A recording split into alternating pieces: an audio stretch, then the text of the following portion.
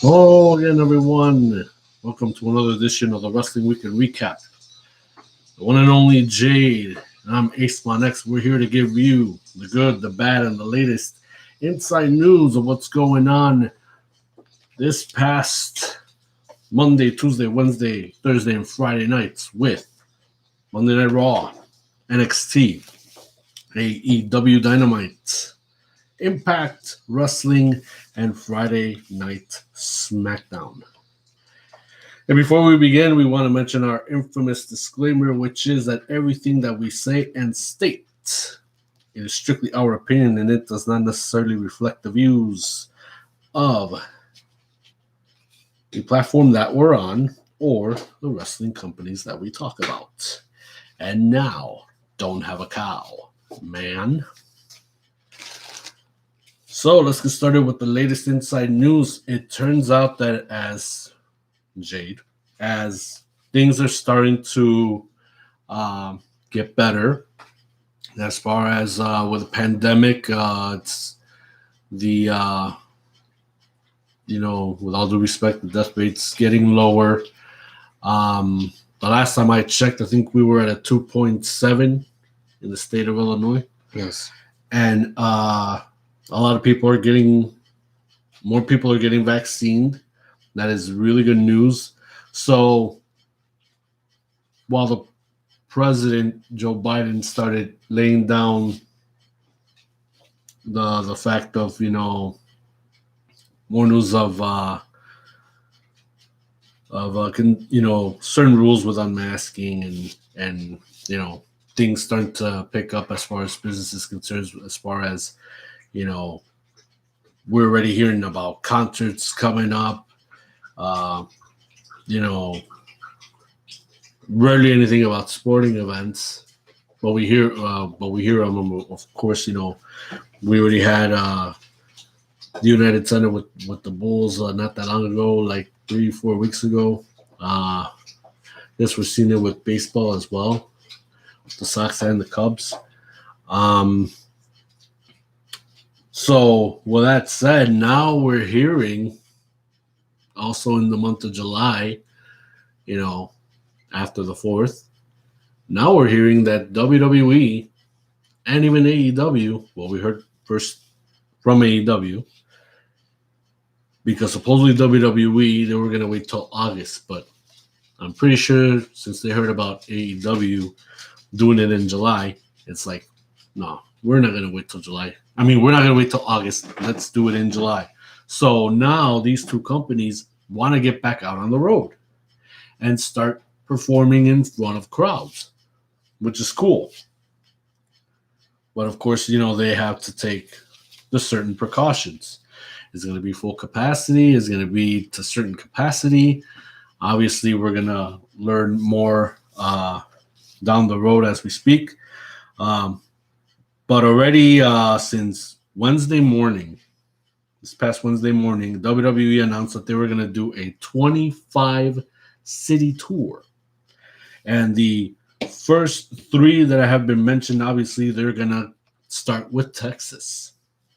So for July 16th, Friday Night Smackdown, will emanate in Houston, Texas. Do you recall the name of the arena? the Toyota Center. The Toyota Center. The 18th, which is on a Sunday, Money in the Bank, will be in Fort Worth, Texas. Dickies Arena. And of course, the following night, Monday Night Raw, will go back to Dallas, Texas. American Airlines Center. Yeah, I said Dallas, Texas. Yeah. Mm-hmm. I remember Vince McMahon saying that back then. I'm sorry, where's that at in Dallas, Texas? American Airlines Center. American Airlines Center. So, for the people in Texas, it is stated that tickets will go on sale for those 3 events May 26th, and that will be on a Wednesday. So, and I believe it'll be around maybe noontime, but check those times just in case of people in Texas that do want to get their tickets for those events. You're lucky, Texas. They're going to start with y'all. Do you know of any places that AEW may think of doing their shows, Dynamite and whatnot?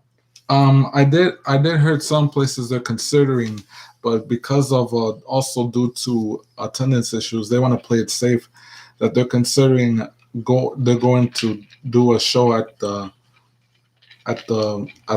Night Center in Miami. They're gonna do a show at the Coal Center around the Dallas area. Right now, I don't have a clue where they're gonna do it in Austin. I know they're going to Austin right now. But if we do know where in Austin the AEW show, the Dynamite show will emanate, we'll let you know first thing. Well, this is good. We're on the right path, and they are on the right path, but the world as a whole, we're heading into that direction. We've already been vaccinated. The rest of the world's getting vaccinated, and they're going back to business. And we as the consumers, we're going to get back out there doing what we do best, and that's enjoying ourselves, living life, and just get back to those things that we enjoy the most. And can't wait for that. We're already getting started. I mean, we're already feeling summer. I wonder how it is right now on a nice, tender summer night. But we'll enjoy that once we leave off the air. Next thing that we talk about as well, AEW is thinking of announcing of the new show, AEW Rampage. Every time I hear that, I just think of the old school video game Rampage. And it moves to TBS, or it's actually going to debut on TBS. But there's also another thing that I kind of feel that they probably should maybe not debut. Supposedly this could be a Friday night show. But now the talks are that possibly next year that AEW Dynamite is going to move to TBS. So that's a dilly of a pickle there. I get AEW is trying to come up with new shows and new shows and new shows. But what's the point of actually bringing out these new shows if you're going to play the same thing, putting the same people in the same, booking them in the same matches and whatnot, week after week or night after night?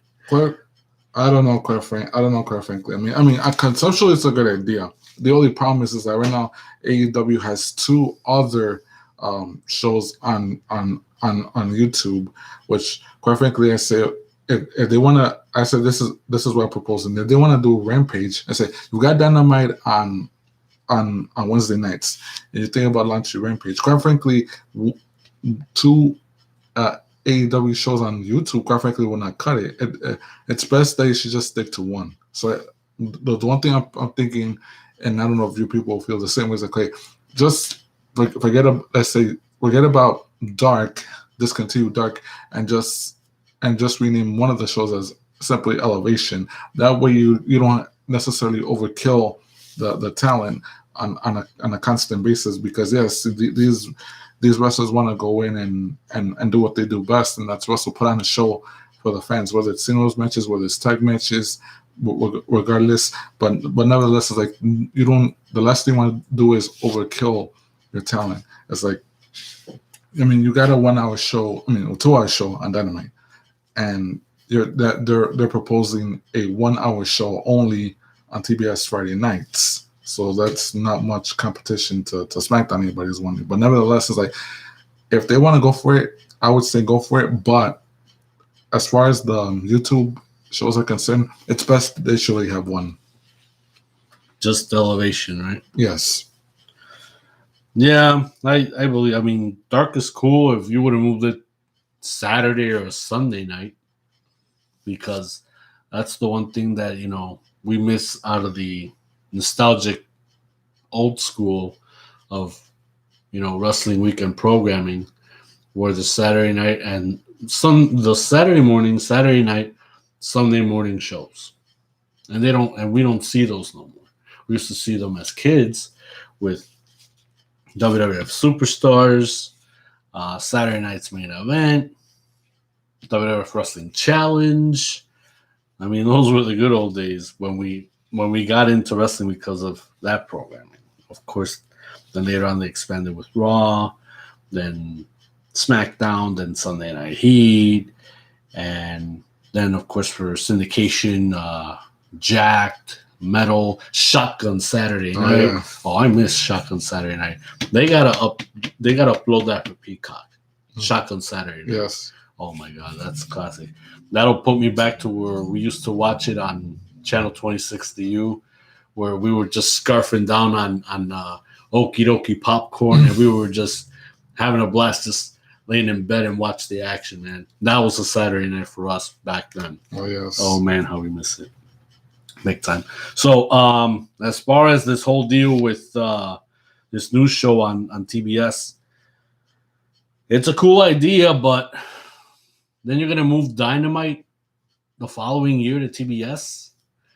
I'm not too. I don't think it's a good idea. I don't know. I don't think I can get with that, to be honest. I mean, I want there to be a platform, for AEW to showcase all their talent. And the reason why they decide to make this move is because, of course, TNT has got to have the NBA and the NHL, for prime time on their network. So that's going to be that. So where does that leave AEW? Pretty much in the showers. I don't know how all this works out, because pretty much ever since the news came out, since AT&T acquired Warner Media, pretty much it's those at AT&T who should pretty much look at AEW as a vessel, as means for them to make money. Not like we go back, we turn back the clock 20 years when then America aligned bought Time Warner, and they never considered WCW as an asset. That is why what was done was done. Now, but going back to the present, pretty much those at AT&T should pretty much say, look at this wrestling company. Look how much traction they're making. Look at the fan base. It's pretty much an asset. So if I were those at AT&T, those that work at AT&T, pretty much have to have all the footage, all the pretty much the footage or whatever they got, all the footage, the shows of AEW Dynamite, and they said, my God, this, like, we're not wrestling fans, but this is a good thing.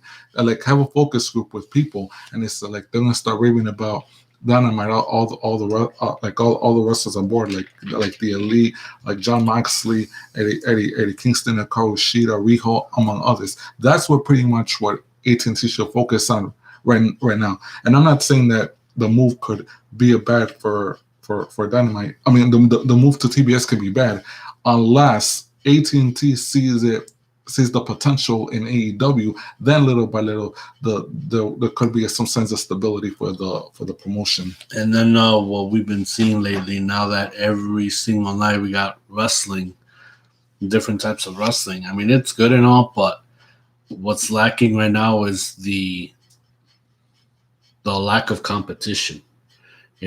It's always good when there's one company ready to push the envelope, on another wrestling company on the same night, and then that's how you divide the audience, see which show was doing better, and thinking about what the heck are we going to do the following week. So it's that old school element that obviously worked time and time again, but it only lasts for so long. They worked on the Monday Night War. They did it with Monday Night War Part 2. That lasted really short. They just tried it just recently with NXT and AEW, and that lasted for a very good while. But now, in order for wrestling, I guess wrestling right now is trying to step back, take a huge deep breath, and then from there they start rebuilding back to where they were at before the whole pandemic thing. So maybe later on, maybe we might see some competition, later down along the line. We might see WWE going against AEW again, because in order for wrestling to thrive, they gotta, get back out there and compete for money, for programming, for merchandise. Every little facet on the list counts in order for a company to succeed, but the wrestling business as a whole to produce, pretty much. So with that said, of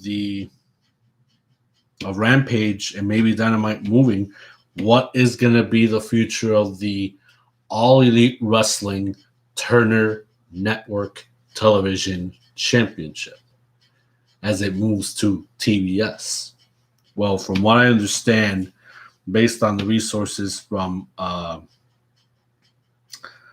Wrestling Unlimited, Wrestle Talk, and of course their major source, I believe it's PW Insider, could be mistaken, but they state that it's going to stay the same. It's not going to change. Well, it's understandable because it is a Turner Championship, nonetheless. So Turner Network Television would be the same thing if you renamed it the TBS Championship. Turner Broadcasting Services Championship. It's still going to end up as a TV title. So no point renaming it. Just keep it as is. We know it's a television title anyway.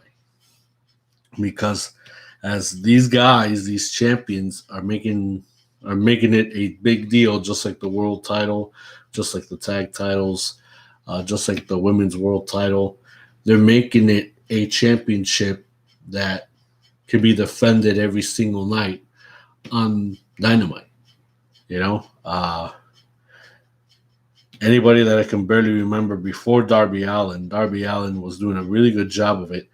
Now we got to see where the new champion Miro is he gonna follow the same path, or is he just gonna wrestle whenever he wants? I know it'll be him and Lance Archer at Double or Nothing 1 week from this Sunday. Yes. On pay-per-view, that's for sure. So yeah, it seems a lot of moves are going to happen with AEW within the next year. So we just got to stay unglued to see where all of that goes once 2022 comes aboard. The one thing that I did not jot down on the format was, of course, we witnessed WrestleMania Backlash last Sunday on Peacock and, of course, everywhere else on WWE Network. So we might as well give a really short recap of what we witnessed on the kickoff show. Like you got to see a little bit of it. Yes. We finally see Ricochet back on TV. He had a match with Sheamus, kind of like what they were doing with Humberto Carrillo, but now Ricochet's getting the shot. And of course, Ricochet, even though he got some TV time back, it's going to cost him a doozy. What started out the show was the triple threat match with the Raw Women's title, Charlotte, Asuka, and Rhea Ripley, the current champion. It was a pretty good match, a very good match. But it's like how I predicted. Either Asuka takes it or Rhea Ripley keeps it. Because Charlotte getting it back at this point, it's not going to flow. And her heelism, where she's at this stage right now, it needs to build up a whole lot more. So they're doing exactly what I predicted. And Rhea Ripley is still the Raw Women's Champion. Now, one thing that turned me off, or something that I did not give a care for, was the fact that WWE was co-promoting for the movie Army of the Dead, which is now out on Netflix, and of course, former WWE superstar Batista is in it. That whole concept with bringing in the zombies onto this pay-per-view. What was the point? I don't know, but it didn't interest me for at all.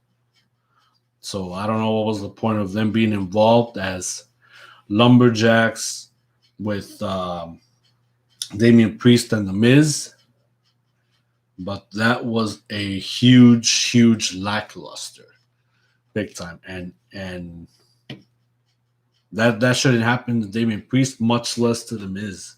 To be honest, this could have been saved for Halloween, this type of theme, but since this is a co-promotion for Army of the Dead, it just, the whole timing of everything, it felt last minute, and it's like, was there any point to this? Obviously not. But I believe Damian Priest won the match. I didn't even get to see the match. I didn't pay attention. It's like, them guys fighting again. And supposedly the Miz got swallowed by the zombies. Supposedly Miz is out of action for I think around 7-8 months. Supposedly, but he could be out in Hollywood working on a movie, or maybe he's taking some time off to see his kids. So whichever way it goes, well, not just the kids, also the wife, the gorgeous wife. Mm-hmm. Just wanted to take some time off. Back to business.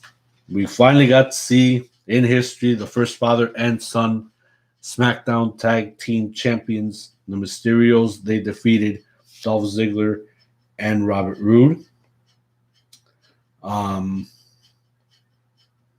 Also, let's see, we have witnessed Bianca Belaire versus Bayley. Yes. That match was pretty good. That match was very good. Both of them give it their all. But yes, Bianca still retained her title. We saw the triple threat match for the WWE Championship. Bobby Lashley, Braun Strowman, and Drew McIntyre. It was a really good match until they went out, and of course they staged it for Bobby Lashley to go through the LED screens on the side. He was just taking his break, timing himself for a good 3 minutes, or at least see from the screen until they're ready to, to really lay it out for Bobby Lashley to come in. Once the Claymore was performed, he immediately comes out, and I think he threw out McIntyre and then speared Strowman for the definite win, and it was stolen. I'm like, hey, wow. It was a really good match, but at the very end, I believe the whole finish was shitty. That's what I believe. But hey, Bobby Lashley's still the champion. Were there any other matches that I might have ixnayed before we get to the main? There's one match left. The Universal title. That's the only one, right? Yes. Oh, okay. Well, that's what I was going to get at, because here I thought there might have been a match that we folk got ixnayed. Wasn't the women's titles defended? Tag titles, no. Okay. Just the singles titles. Okay. So yes, the main event, Cesaro versus Roman Reigns. It was a really, really good match, man. Cesaro brought his all, but it just wasn't enough to take down the tribal chief and the head of the table, Roman Reigns, as he proved the world that he did it on his own. Took out Cesaro with such ferocious, he's got that freaking energy that, he could do it all on his own, at least on that night with Cesaro. It was a great performance by both of these guys, and Roman Reigns still retained the Universal Championship. That was a great, it was a decent pay-per-view as a whole. The only thing that obviously I didn't like was Priest and Miz with the zombies. Mostly Miz being swallowed whole by the zombies. All right, so now we move to Monday Night Raw. Of course, the show started out with MVP and Bobby Lashley coming out with skanks. And they wanted to throw out an open challenge to see who was going to step up to Bobby Lashley. The biggest trick of them all was MVP. That trick. Didn't mention a damn thing about the WWE Championship being on the line. So that was genius right there. I give him credit for that. But Drew McIntyre wanted to step up. He wanted to get at Bobby Lashley again. But MVP made it clear that for this open challenge, nor Braun Strowman nor Drew McIntyre is going to get into this one. So obviously we were going to see throughout the night who was going to be the person to step up and face the Almighty One in a match. Still believing that it could be the WWE title. AJ Styles, one half of the tag champions, fought Elias. And Elias. Right? Mm-hmm. Elias. I'm like, wow. He defeated the Phenomenal One. My God. While Big Chocolatey Cool Omos was distracted. My goodness. And of course, one of the backstage pieces that I kind of enjoyed, Riddle being the peacemaker between Scorpion and Sub-Zero and the Viper. My God. It's like, yeah, I'm not going to apologize for what I did last week. I do what I want to do.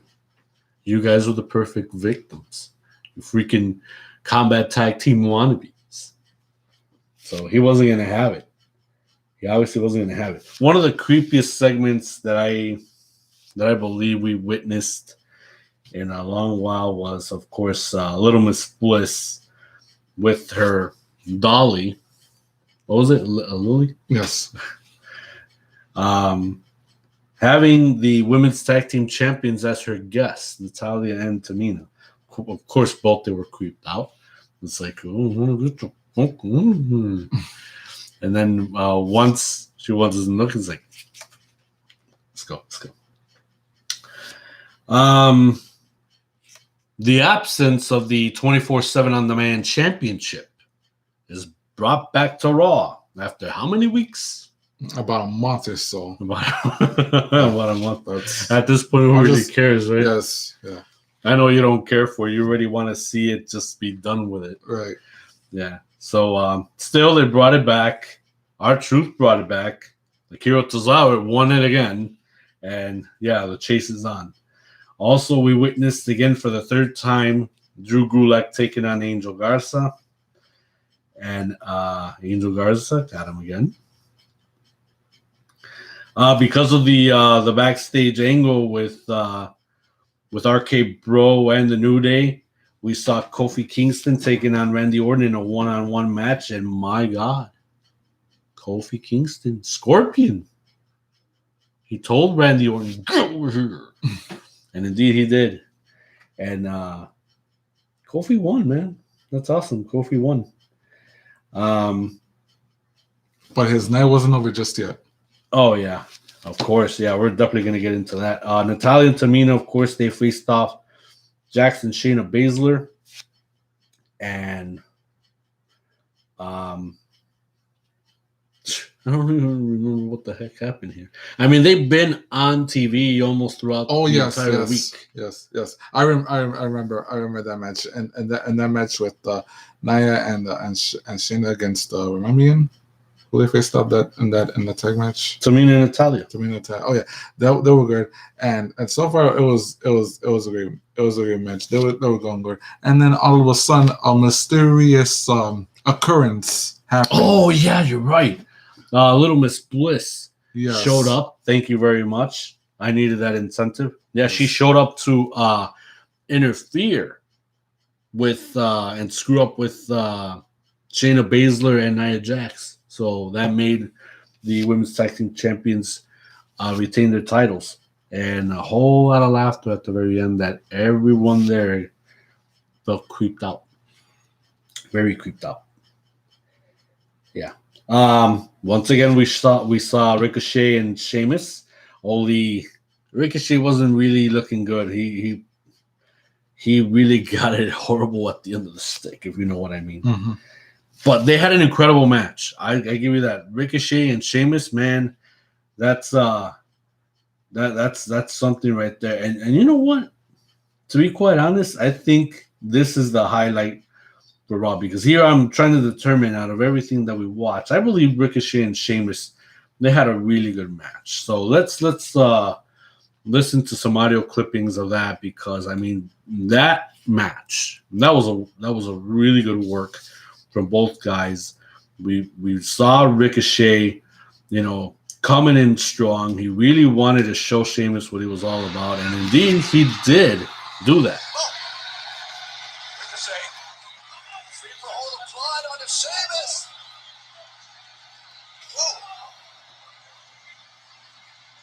Good. I like Ricochet as a human being, or I did, I should say. Now, he is dismantled, and Ricochet has no one to blame but himself.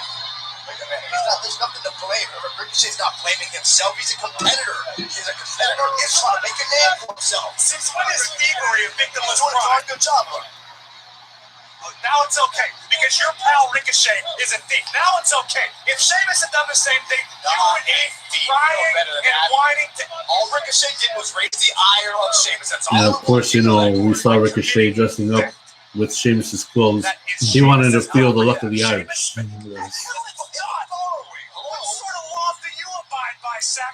I don't think it was luck with it. It's like if you put Ricochet on TV, good things happen. And indeed they have. We saw the best of Ricochet that we haven't seen in a long time. Since the last time we seen him on TV. Yes.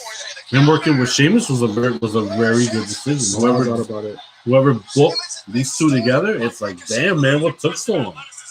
You know?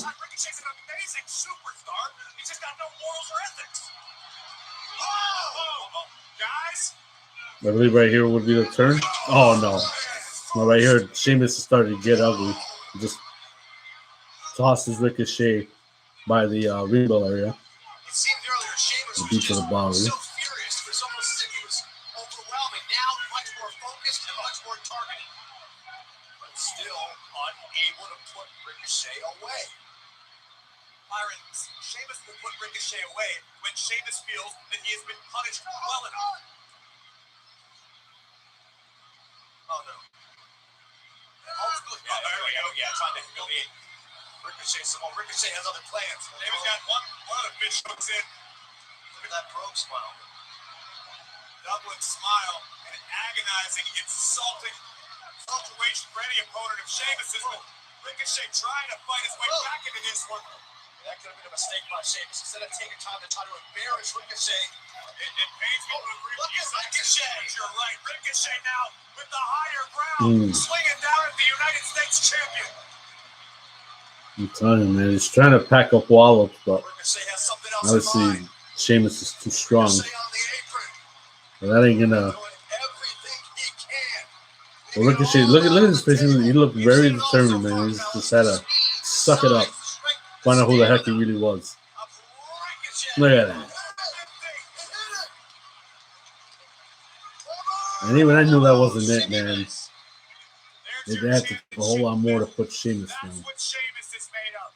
We are in the deep water now. Sheamus still in this fight on one good leg, but Ricochet continuing to press on. No way. Ricochet trying to muscle up. Sheamus to no avail. Right here. Oh my God. Damn it. I'm like, damn, that's it. Oh, right. No, right here he kicked out. I forgot. I thought that was it, but I'm like, what? But right here, I think Ricochet, if I remember, he dared him. Oh, he slapped him into tomorrow, but they're still stuck on that night. Now for another kick. Another broke kick. Oh, hard on the face. And that was it.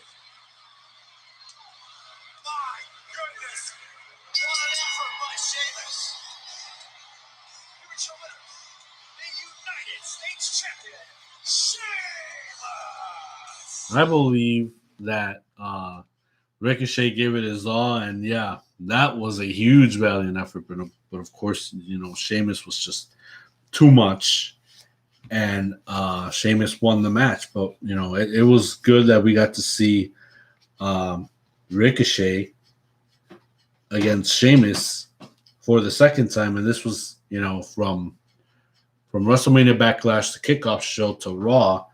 We got to see these two together, and they were great. They were really good together. And that's pretty much what a Raw needs. Is like you had to find a way to get talent out of the dressing rooms and into the ring. You had to be creative once in a while and say, what can we do to set up a program with the talent? Because sometimes that's not the easy part. And pretty much those two matches, first at WrestleMania Backlash and then on Raw the following night, pretty much you got Ricochet going up against the Celtic Warrior, and it could have looked like for the United States title, but nevertheless, it's like now we see the signs for Raw to be back on track the way it should have been. Now that's pretty much what those at WWE in the creative direction say. This is what we have to do to get to better the show. Now, knowing that if they're gonna go back on the road within a matter of time, they say, what can we do to fix the look of the product, knowing that it from some degree it could still look bad, but it's still fixable within a matter of possibly since the month of May is almost over, you still got about a matter of days, and then next month to fix the product and make it as plausible as gritty, just for the fans to compel the people to watch the show again. We also witnessed Damian Priest against John Morrison yet again, but now in a lumberjack match. Damian Priest won, of course. We saw Asuka going up against Charlotte Flair. The winner of this match will face Rhea Ripley for the Raw Women's Championship, and yet again, with of course the interference with the champ, Asuka got her shot again, and this infuriated Queenie. Now I expect her to raise her heel game a whole lot more. Of course, Cedric Alexander and Shelton Benjamin had an angle backstage talking about if one of them could compete against Bobby Lashley later on the night. And the question was, who ended up stepping to the plate? So there were some. So pretty much to sum up Raw, it was a decent episode. It really was. So RK Bro still going strong. The women's tag team champions, they're still in the position and all of that. Now we saw Ricochet coming out of, being in the back or carrying whatever, and now they put him on TV with Sheamus. That was a good decision. But I think the biggest surprise of all was that after having one good match, and you pointed that out earlier, Kofi Kingston, the former WWE champion, decided to actually, after feeling so good, he felt it's like, I want to shoot the moon. I want to go for the stars, man, and get at the Almighty One. So let's listen in, because I believe this one, Kofi Kingston, gave the Almighty One a run for his money. That I believe, because the performance was like, damn, man, this is good. Answer this open challenge, man, would be in the fight of his life against Bobby Lashley. Oh my goodness, look at the strength of Lashley. Great counter. Great counter by Kingston. Kofi accepted the risk the moment he marched down that ramp and said, I want you, Lashley. I want to answer this open challenge. I want a chance to change my life one more time and become WWE champion. How many people do you know that have been struck by lightning twice? And the same tactic that worked earlier with Orton. This passive behavior, whatever works. Difference been a few. Together. And it's cool because of it. MVP's pulling distractions to Bobby Lashley as of late. Why not Xavier Woods do the same for his pal Kofi Kingston? Why shouldn't Sub-Zero play the trombone for Scorpion?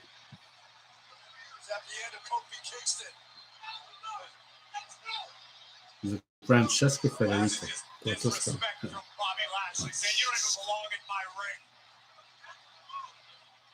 Opportunity that Kofi Kingston wanted. Every superstar wants to be champion.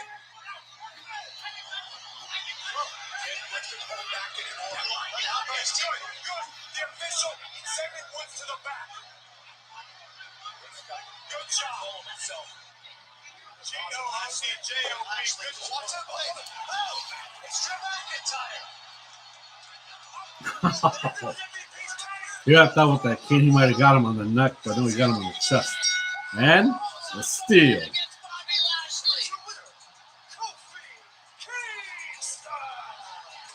That was an upset.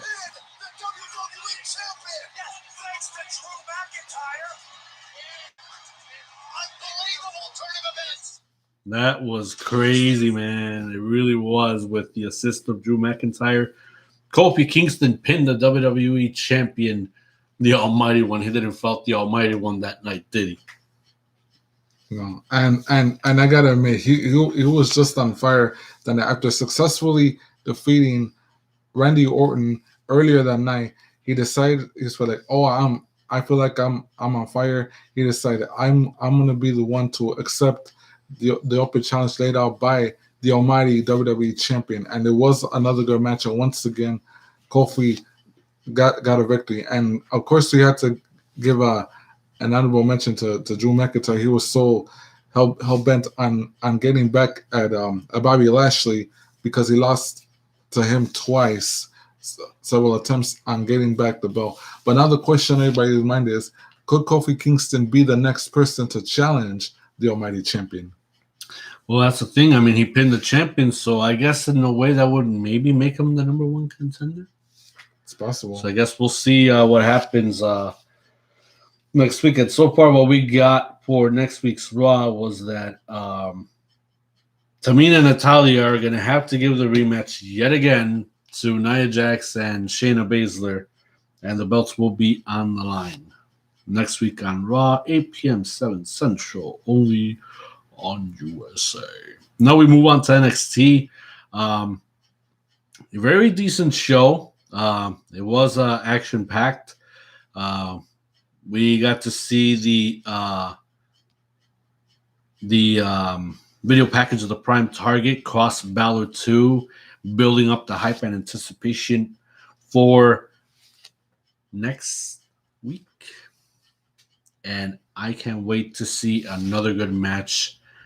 I would love for the Prince to get the belt back, but this is only going to step up Cross's game even further. Still, it's going to be another good match. Will it be better than the first one? We will find out. In a personal grudge match of the past, Zoe Stark and Toni Storm went one-on-one, and Toni Storm proved her point as she put down Zoe Stark. We saw one of the segments that involved Candice LeRae and Indy Hartwell, the NXT Women's Tag Team Champions, and also not that far away is one Dexter Lumis, who obviously has feelings for Indy Hartwell. And later on in the show, it turns out that Candice LeRae has been busted because she was the one with her credit card spent all them flowers on Shotzi Blackheart and Ember Moon. And supposedly it was Dexter Lumis. It ended up being Candice LeRae buying that, so Indy Hartwell can believe that it was never Dexter Lumis, that it was Dexter Lumis buying them for Moon and Blackheart and not for Indy Hartwell. But now that she knows the truth and the truth is out, She says, yeah, he loves me. He loves me. Should have got a rose. He loves me. He loves me not. He loves me. Such cornball shit. Also, we've seen a very odd interview with Pete Dunne with I forgot his name, who came from ESPN and now he's doing interviews in NXT. He did one with Adam Cole not that long ago. Now he did it with Pete Dunne. But it involves talking about dream matchups. Matchups have him having matchups with guys that he hasn't had matchups with yet or at all, but he would like to have, dream matchups with the guys that he has mentioned in that interview.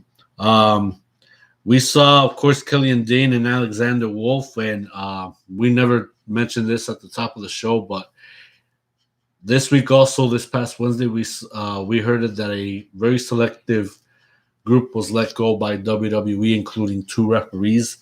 Alexander Wolf was one of the guys that had been released from NXT, unfortunately. So this was Alexander Wolf's last match in NXT against Killian Dane. And Killian Dane defeated his former Sanity partner, Alex Wolf. Saw an interview with Bobby Fish stating that the business with him and Pete Dunne is not over. He's going to get payback for putting him on the shelf for that amount of time, and Bobby Fish wants him bad. He really wants him bad.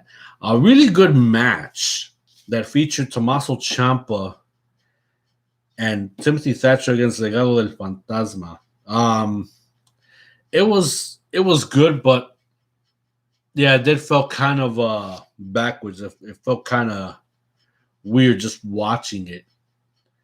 And at the very end, Legado del Fantasma actually won the match against Ciampa and Thatcher.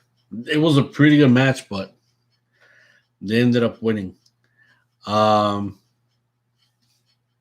Seen an interview with Dakota Kai and the NXT Women's Champion, Raquel Gonzalez. Still good and still strong together.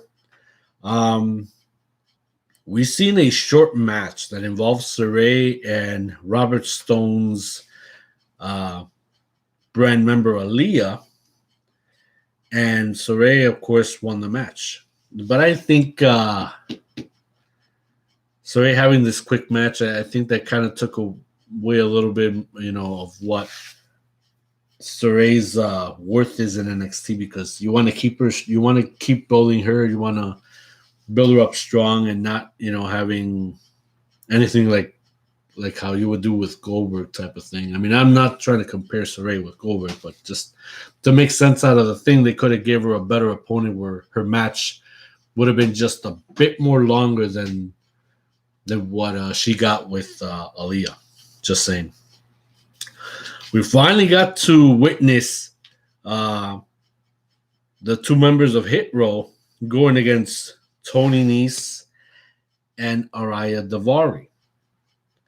Don't ask me what their names are. I barely remember, but I know one of them was AJ Francis, real name, from WWE's Most Wanted Treasures, and he's part of Hit Row. Him and do you remember? You don't remember the other guy's name, right? No.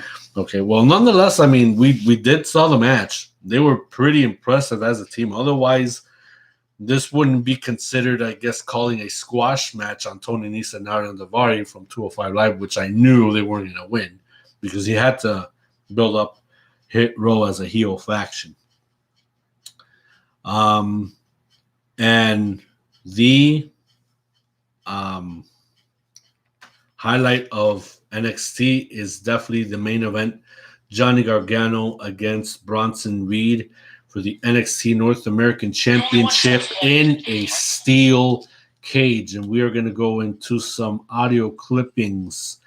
The highlight, the middle of the match leading towards the end, man. It was great stuff. Bronson Reed's wife was there, and I'm pretty sure she was just as emotional as Bronson Reed was at the very end. But damn it, the match was cooking with gas. His wife here in attendance in the Capitol Wrestling Center. He also spoke to me earlier today. Said his family will be having lunch right now. It's high noon on a Wednesday in Southern Australia. And pretty much Bronson Reed had to consent with dealing with Gargano inside the cage, and of course Austin Theory outside of that cage. So kind of a tug of war with what the Colossal One had to deal with, and what was he going to do? What did he have to do in order to win the match? But nonetheless, the Colossal One was really determined to defeat Gargano at any way, shape, or possible at all costs.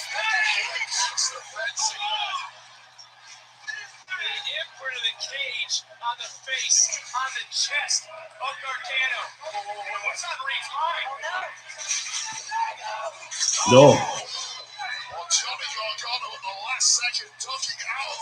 Oh, wait a minute.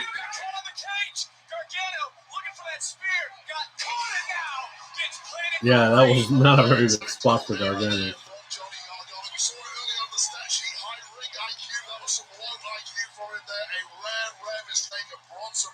Smartly capitalizing as soon as he got that opportunity. That's the unpredictability of the steel cage.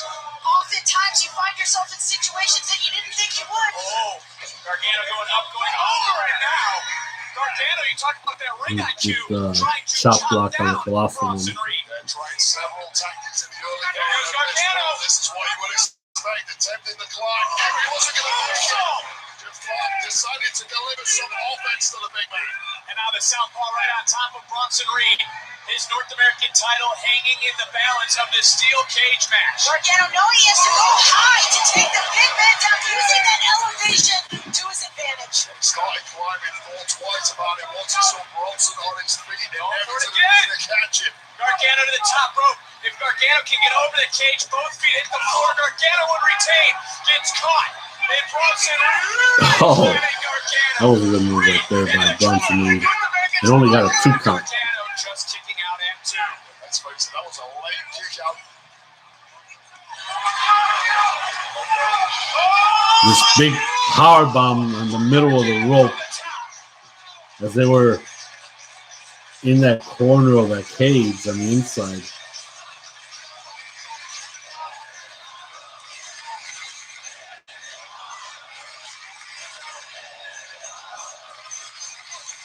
This indeed is awesome. This is all about the North American Championship. They can finally, Bronson Reed, scale to new heights. Reed pulling himself all the way to the top of the cage. Come on, Theory again. Once again, Austin Theory proving his worth. But how on earth is Gargano back on his feet? Look at Reed now. Reed having to put up. See right here, and he's having a fight with both while they're close to the top of the cage. And wrestle Gargano right on his left, and Austin Theory just right across from him on the outside. He's like both of them down, so. Of course, he had to pull the first tsunami, which was a very good move. He had to do that. He's like, nah, I'm not done yet. I'm not through. And all the way at the top with the second tsunami. And that was it.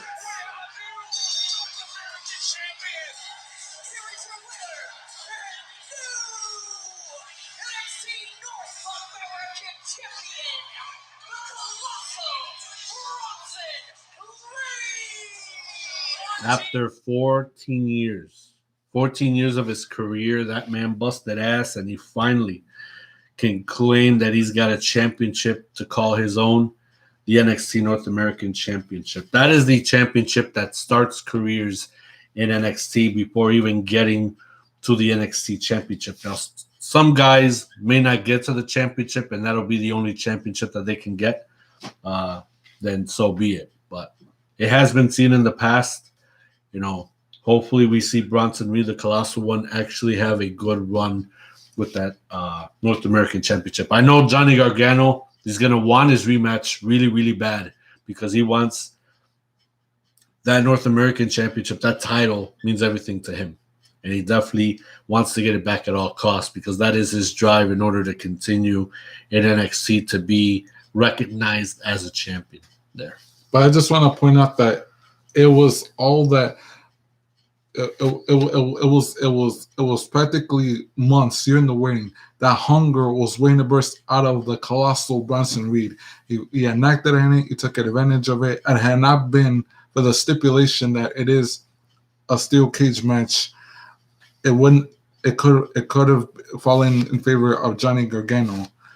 But nevertheless, this was something that he'd been craving for ever since his arrival. Well, not ever since arrival, but it was pretty much he had his eyes on that prize ever practically months selling into the NXT roster. Nevertheless, we do have a new North American champion, and hopefully the colossal Bronson Reed will have a run, maybe 4 months at least, and we'll see who challenges him for the North American Championship belt. Before we close out the whole NXT section, we got to bring in the funny, another entertaining section in the feud between Cameron Grimes and $1 Million Man Ted DiBiase.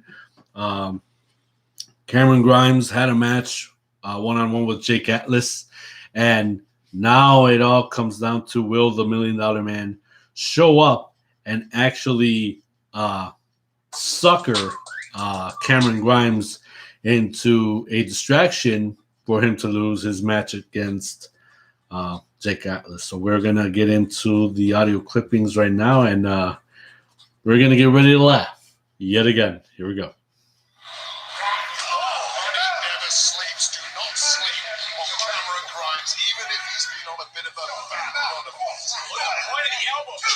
Oh, and let me point out, of course, Cameron Grimes came out earlier before the match. His match with Jake Atlas even started, doing a mockery video of the $1 Million Man and everything that he has been embarrassed, been humiliated in his previous bouts, matches from the past, and it's kind of like what an NWO video did on their opponents, kind of like that, but it's Cameron Grimes, I guess, his team editing, the worst humiliations that Ted DiBiase went through in the past. Jake Atlas, a student of the game, and will not be disrespected by the likes of Cameron Grimes. Ooh, that was a spot right there, that hard-ass whiplash that Cameron Grimes suffered. Here I thought, oh my God.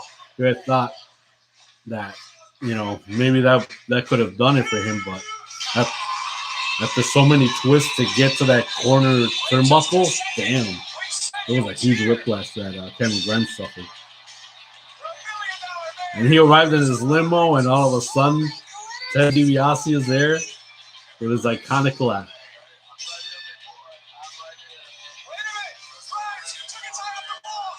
And Jake Atlas capitalized on that distraction.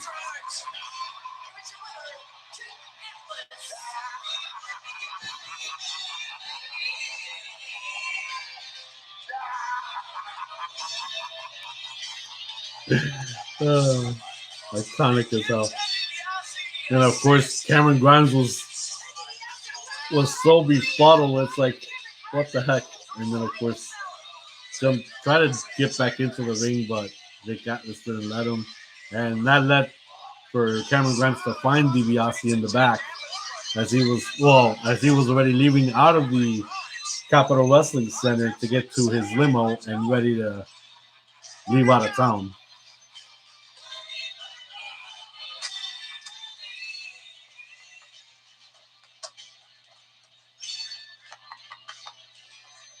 There you go.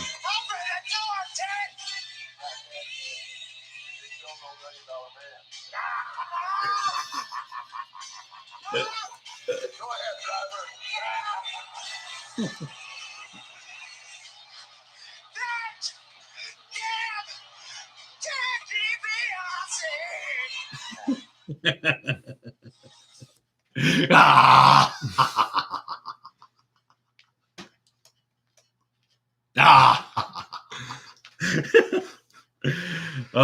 We had to. Well, we didn't laugh as hard as we did last week. With the purchasing of the house, and then the previous week with the expensive watches. Man, the nightclub. The nightclub. I think the nightclub was before the house. Yeah. The house last week. Yeah. The club 2 weeks ago, and the watch 3 weeks ago. But it's hilarious stuff, man. The whole Cameron Grimes, Ted DiBiase. Keep it going. I know there's got to be a climax. Speaking of which, next week they're going to have a face-to-face. So that's something that you got to check out. And I haven't written it on my format, but good thing that I watched it. That just popped into my head. So next week on NXT, Ted DiBiase, Cameron Grimes, they go face-to-face. I doubt it's a match, but still, it's like obviously they're going to air out the issues that they have, that Cameron Grimes has with Ted DiBiase, because of course he's trying to live it the $1 Million Man way, but he said he's no $1 Million Man. I just want to point out that for once, the one smart thing that is, I said it, that Cameron Grimes needs to go back to the ring, and he did last Tuesday against Jake Atlas. But it's clearly obvious that it was like what I was saying, you don't poke a sleeping bear.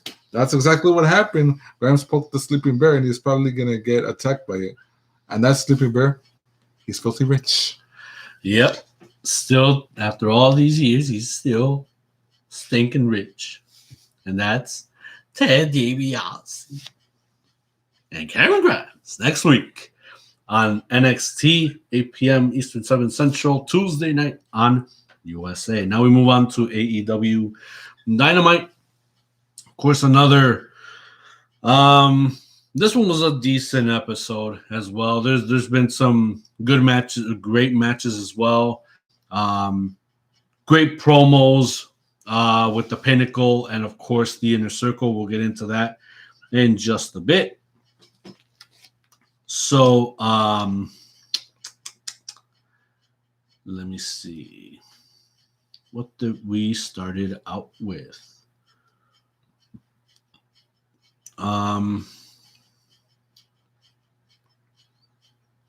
Everything just went really fast. Oh, okay.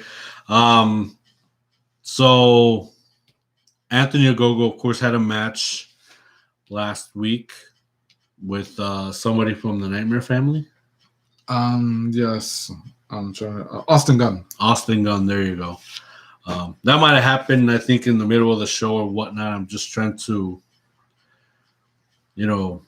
recap what happened in order, but since we just have the video coverage, we'll just go as we see it along.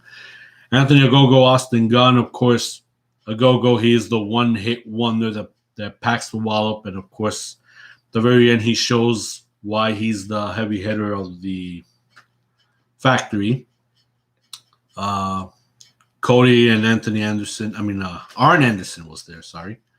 Arn Anderson was there. Of course, they carried the American flag. Ogogo, he carried the UK flag. Yeah, the Union Jack. The Union Jack. And 1 week from this Sunday will be Double or Nothing. They will have their one-on-one match. It has been agreed, and can't wait to see who's going to be the dream of all dreams between these two guys. Of course, we've seen those poster board messages from Sammy Guevara, and this was right after the good promos from the Pinnacle and the Outer Circle. But he's laid some really, really good, really strong message towards the Pineapple. That's the Pinnacle. Oh, I'm sorry, the Pinnacle. We've seen a backstage segment that involved the jackass of all jackals, Don Callis, and his protector, Mr. Belt Collector, thank you, Kenny Omega, as they tried to persuade Freshly Squeezed Orange Cassidy out of the three-way dance for the AEW World Title as Kenny will defend it against Orange Cassidy and Pac coming up at Double or Nothing. And as cool and calm as Cassidy can be, he just had that contract in his hand and then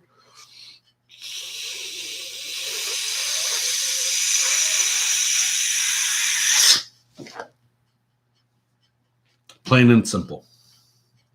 I like that. I like that that backstage segment that they had. That was awesome. Like I said, Pinnacle, they had a really good promo that started with them having their Last Supper. And of course, Jericho and the Inner Circle, they rebutted afterwards. So since they're all about the promos, I think we should get into it audio-wise. How about that? Because those are really good promos. I mean, I got to give it to you. And their match at Double or Nothing. Pinnacle, Inner Circle. Stadium Stampede. This is going to be cooking with gas. Let's listen. The boys are chugging. Take another. Me too. Gosh, Chris, you're just so funny and witty. Has anybody ever told you that? With your third grade humor. I mean, it's so great. The pineapple. Let me pause it right there. And of course, MJF right after him and his guys got the bubbly last week. Taking a page out of Stone Cold Steve Austin, taking a page out of Kurt Angle with the beer truck, the milk truck. And now, years later, now we see it with the bubbly. With the bubbly. Jerk off friend. Let's just douse them all in bubbly, right? Ha ha ha. Chris, you're so good. You're just so good. And I hope it makes you laugh how great you are. I just hope you laugh and laugh and laugh and laugh. I hope you laugh yourself silly. Because for the first time in the history of your career, Chris, you're dealing with a guy who always gets the last laugh. You think this is enjoyable for us? You think it's enjoyable for us to beat you guys up every single week? No, what we should be doing as the Pinnacle, as the absolute best unit in this world, we should be chasing every AEW World Championship that this company has. We should be building a legacy. We should be building the foundation of what AEW is by being the Pinnacle. But we can't because we have to deal with you.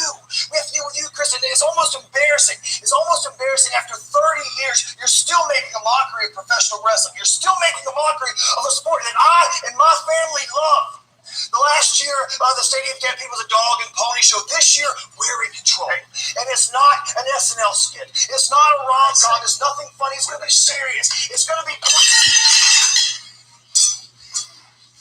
I want my drink. Sean? Down boy. Down boy. Hey. That should take care of it. Yeah, Blanchard and his pack of money tossed it to the busboy. If you decide to do Stadium Stampede, just know it will be your last match, Inner Circle. Because when you're in the Pinnacle, you're always on top. Is that a fact? Wow. Well, I can understand that these boys, yeah, they stunk and reeked of Champaign, Illinois. But the bottom line is, yeah, the Inner Circle got their number, and the number is 1. Well, let's see how that what was that match again? I know I had it last week. Stadium Stampede. I still can't get over how the Elite and the Inner Circle, they had a great performance out in that football field. Now, Pinnacle and Inner Circle are going to go at it this year. I'm pretty sure they're going to raise the volume in their action on all 10 guys, man. It's going to be really good. So now we are going to see Inner Circle's promo. And what do you always say? You cannot spell rebuttal without but. And we are going to get into that right now, audio-wise. It is one of, I'm telling you, man, Inner Circle, they be slamming on their promos week after week after week. All 5 of these guys. Even though Santana wasn't there that night. Everybody wants to know, what's the Inner Circle going to do about the Pinnacle? Well, here's my answer. At this point, talk is cheap. Plain and simple, I want to fight. Ortiz, I cannot agree with you more. We are on the same page. Pinnacle, I said it last week and I'll say it right now. As long as the Inner Circle and the Pinnacle work for AEW, this is never gonna end. So I don't care if I jump off the top of the balcony and do a shooting star into your neck or douse you with bubbly every single week. This is not gonna end until we get this match. You guys call yourselves the best. You guys ain't nothing more than a bunch of clowns. Especially last week, flopping around looking like a bunch of dumbass fishes in your cheap suits. You want to know my answer? You already know what the hell I'm going to say.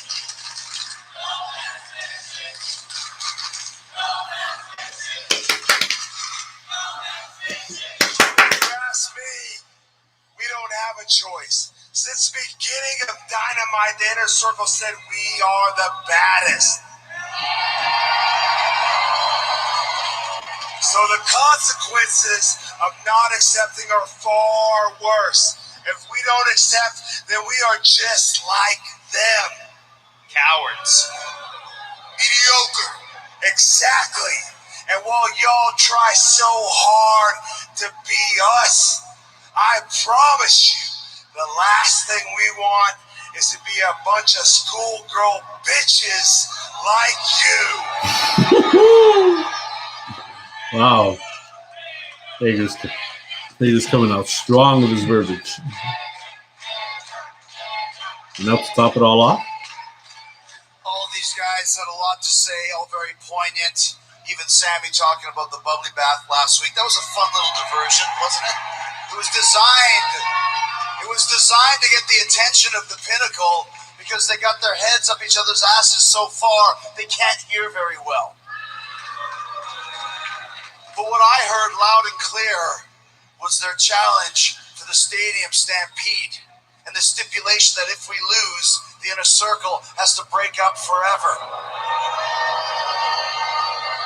That's the bad part. And I'm wondering, is it worth it? But I'm wondering if Blood and Guts, if that was worth it. I'm still thinking about it every day. The toll that it took on all 10 of us. The physical and mental beatdowns that we suffered. The parts of ourselves that we left in that ring that we'll never get back. A bucket of blood, a pound of flesh, a piece of our souls. It never comes back. Was it worth it? None of us will forget that night, especially me, because I'll never be the same again because of MJF. Max, you hurt me bad. I'm not just talking about the physical hurt. I'm not talking about this dislocated elbow, because eventually it will heal. Eventually it will get better. What won't get better, what won't go away, is the mental image I have of you throwing me off the top of the cage. The most terrifying moment of my life. Time stood still. I felt like I was falling for hours. And when I landed, my head almost hit the back of that stage. And if that would have happened, it would have been game over for Jericho. So was it worth it? You scared my family. You scared my children. You scared every single person who watched Blood and Guts 2 weeks ago. Was it worth it? Was it worth putting my body through this? Was it worth putting my family through this? Was it worth it? Was it worth it? I'm asking you.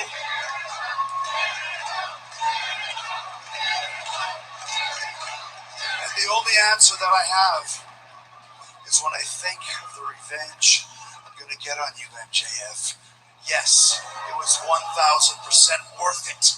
Because you've given me the fire and the inspiration to knock your teeth down your throat, break your nose, and punch you in the face over and over and over again.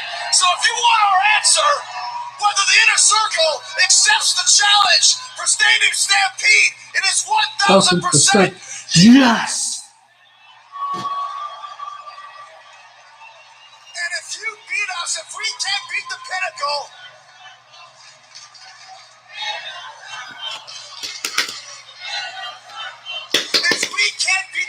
after all we've been through, then we don't deserve to be together anymore. But that won't happen, because we told you, we warned you, you're going to have to kill us if you want to beat us, and we're still alive.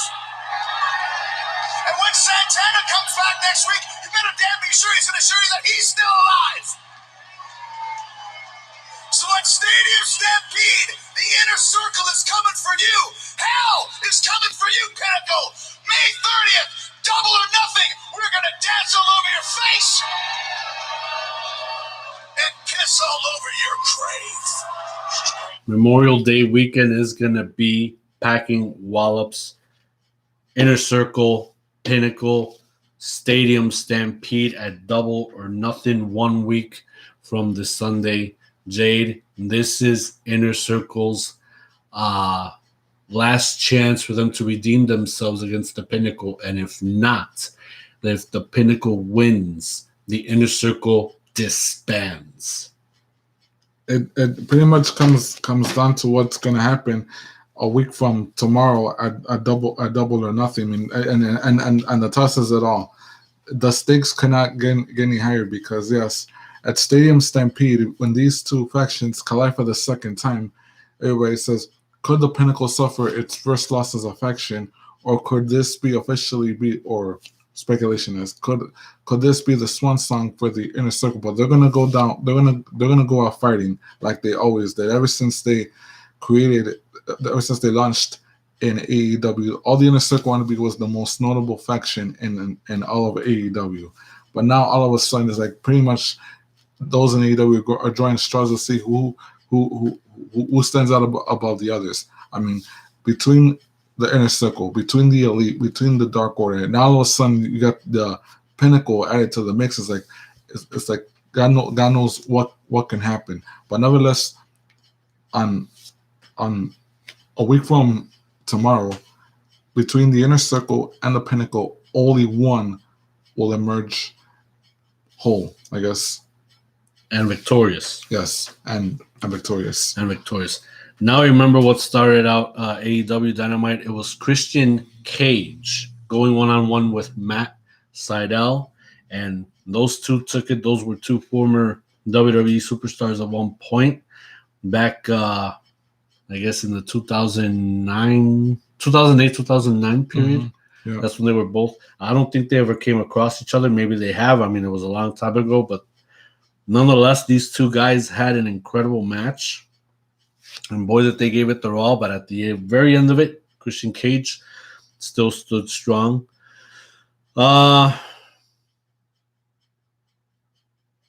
Also, Team Taz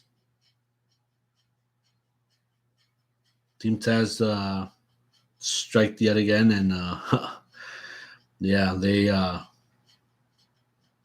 Team Taz is something.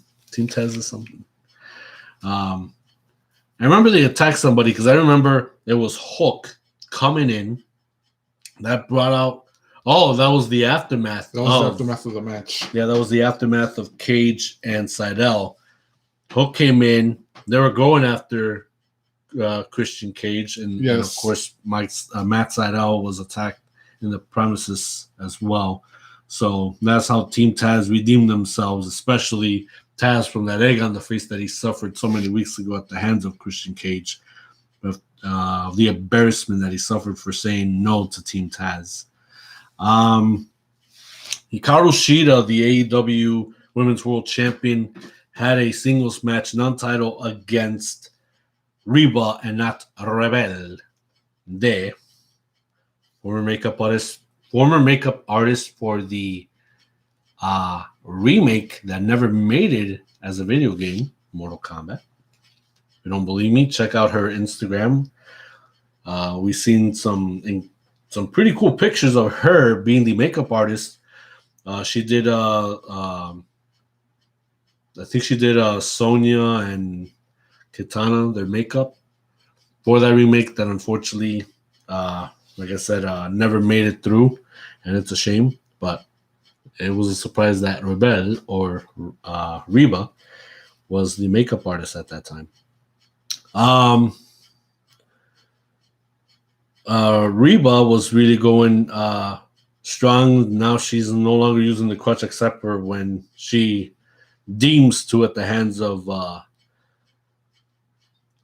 the assistant Dr. Britt Baker, who after the match, Sheeta made Reba tap out.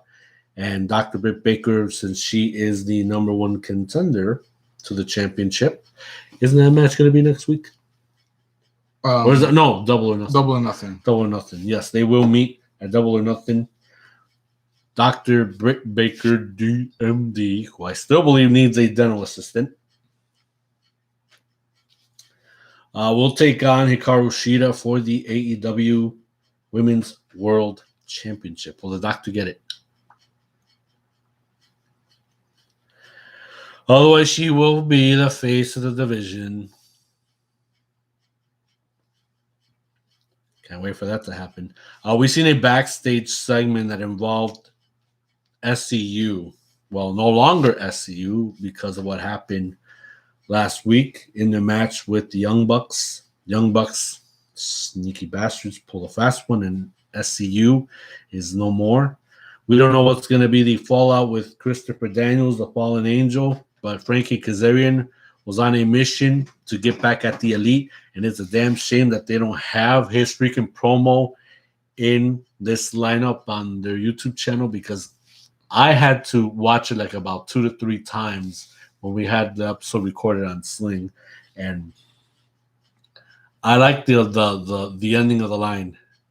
We said it's not a threat, it's not a warning, or I think it's not a threat, it's not a warning, or something along those lines. Something like that. It is the gospel, according to Frankie Kazarian. I'm like, damn, man, that is a really good line. Kazarian, he's off the chart, man. Him and Daniels as SCU, they were off the chart. Even before they were called SCU, they tagged in Ring of Honor, right? Yeah, and TNA, of course. So they were a really good tag team, and it's a damn shame that that they've disbanded, that they're no more. But now I'm going to be behind Frankie Kazarian 100% so that he can get his revenge on every single member of the Delete. With the Bucks, I believe starting with the Bucks, Matt, Nick, Kenny Omega, the Good Brothers, the Big Lug, Luke Gallows, and Carl Anderson. And even the jellyfish of one, Ben Cutler and and Nakasawa. Yes. Michael Nakasawa. So it's going to take time for Kazarian to break the Elite down, and we'll see if he does get the job done as well. What else? Moxley and Eddie Kingston. John Moxley and Eddie Kingston had a really busy night last Wednesday. They had a match against the Acclaimed, and it was a very good match, but damn that John Cena wannabe rapper. I mean, he really went. I like the innuendo that he pulled, talking about oral sessions. The name of John Moxley's wife, Renee Paquette. How they slipped in the oral sessions, made it sound nasty, but and that was from what's his name, the rapper? Max Caster. Max Caster and his tag team partner Anthony Bowens. Anthony Bowens rebounded, talking about, hey, we are talking about the podcast. I'm like, man, these Acclaimed, they're golden on the mic. Max Caster's golden on the mic, but in the ring, obviously, that is something else, and they are really, really good. But obviously, this was to out-psych and punk Jon Moxley and Eddie Kingston, and it did not went well in their favor for the Acclaimed. So Eddie Kingston, Jon Moxley won the match, and to top it all off, the main event was the Young Bucks defending their AEW Tag Team titles against the uprising team of the Varsity Blondes, with the addition now of Julia Hart. And no, she's not related to any of the members of the Hart family. It was a very good match. We saw the Varsity Blondes rising to the occasion, kicking ass like never before. And, of course, the good old Young Bucks, as despicable as they can be, but very, very good, yet still. And at the end, the Young Bucks won the match. And they were busy I wasn't say spray painting, but they were busy hairspraying people's eyes from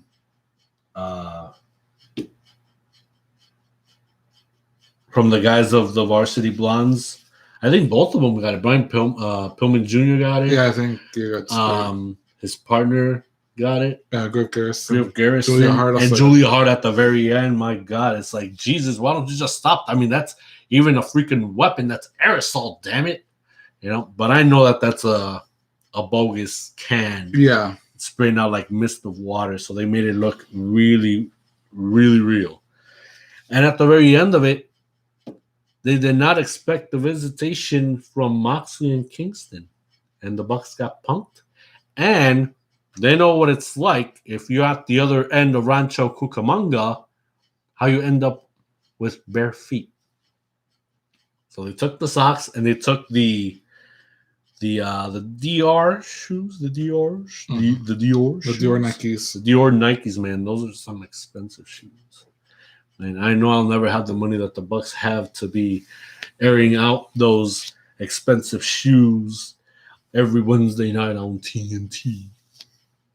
But that's how the show ended. And hey, Kingston and Moxley kicking ass. That's going to be a very good thing. And I believe we might see a tag team title shot at Double or Nothing. I don't think they made it official yet. Yes, it is. It is official. It is official. Wow. That's pretty good stuff. So I can't wait to see Double or Nothing. We're still kind of debating if we're going to do a live reaction to it. Of course, right now we're having an issue with the hard drive. Hopefully I can get that fixed real soon. But if not possible, then we'll definitely let you know next week if there's going to be a live reaction towards Double or Nothing. I would love to do a live reaction, but let's just see where my hard drive stands at the moment. Or maybe we can we'll discuss. We'll discuss the possibilities once we get off the air. Right. We still have until next Saturday, the last Saturday during Double or Nothing weekend, for sure. So now we move on to Impact Wrestling. And Impact Wrestling, of course, what a week has these guys had. Of course, we saw from last week out of this whole spin-off to find out who would be the number one contender to Kenny Omega's Impact World Championship, Mr. Belt Collector. Of course, he's going to be defending titles left and right. We know that he's going to be defending the AAA Mega Championship against Andrade at one of their yearly events. Do you recall what's the name? I forgot the name, but it is like around the summertime. Yeah, so that's going to be coming up real soon. His triple threat match at Double or Nothing involving Cassidy and Pac, and now he will meet Moose for the Impact World Championship, and that will be at Against All Odds. I was going to say Slammiversary, but no, Slammiversary is after Against All Odds. Yes. Right? Okay, so Against All Odds is the next Impact pay-per-view. Now, we don't know if that's going to be aired on Impact Plus or if that's going to be on pay-per-view. Yeah, we're still... I think Slammiversary is going to be on pay-per-view because that's the biggest one. Yes. So against all odds, that should be on Impact Plus. That would be the first thing to do, because I hear that for Slammiversary, they're going to try to pack it up big with former stars, former TNA stars, and maybe some stars that are not under contract that Impact would love to have. I'm hearing rumors that maybe they're going to try to acquire Daniel Bryan to Impact Wrestling. But those are just rumors. And the latest that I've heard from Daniel Bryan after he's been released from WWE is that all this talk is going on to see where the heck he will land, but in reality, maybe he's just taking time off and spend it with his wife and his kids.